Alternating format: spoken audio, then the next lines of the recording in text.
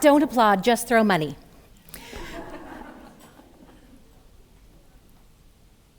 I'm going to tell you a different story than I was planning on. So my husband and I moved into a beautiful starter home community about 16 years ago. One of those cookie cutter places where all the houses are basically the same, 3 beds, 2 baths. We moved in and it's a brand new development, but some of the people had been in there for about a year. And some of them were just like us, brand new newlyweds. Some of them had 2 or 3 children, and so they just became really good friends. We were all in the same stage of life. We would do date nights together. We would do game nights together. People would leave monitors at home and come over to our house and play cards till really late at night. Please don't call Child Protective Services. But then as things happen and life changes, my husband and I had no kids for the first little while, and all of our friends now have 2, 3, and 4 kids, and they become no fun whatsoever, okay? No more date nights, no more game nights, they're too tired, whatever. And so the family that lived right directly across the street from us moved.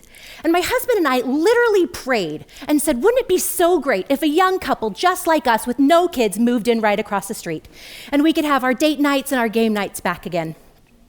That family moves. I get a phone call from my husband while I'm out to lunch with a friend, and he says, I just met the new neighbors across the street. And you know, you get really excited and you're like, oh my gosh, that's so exciting. He's like, I have good news and bad news. And I said, okay. And he said, the good news is they're a young couple just like us and they have no kids. And I was like, oh my gosh, this is so exciting. Like people all around me are like, is she pregnant? Did she get a job promotion? I'm like super thrilled that I finally have friends again. And then I was like, wait a minute. What's the next question you ask? What's the bad news? And he said, it's your ex-husband. Now, some people have starter homes. I had a starter husband. And so I did what only any normal person would do, okay? No. I thought about it. I did not list my house. I went straight home. I got a chair. I plopped it right in front of the window, and I lifted the blinds ever so slightly for 3 days.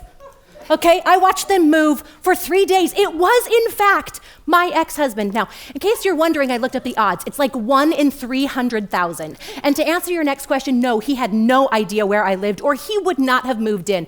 And to answer your next question, neither of us put our houses up for sale. And to answer your next question after that, 5. We lived across the street from each other for 5 years. Now, you might ask yourself the question, Michelle, what does this have to do with the price of rice in China? Ladies and gentlemen, I'd like to introduce you to social media, the ex-husband who lives across the street.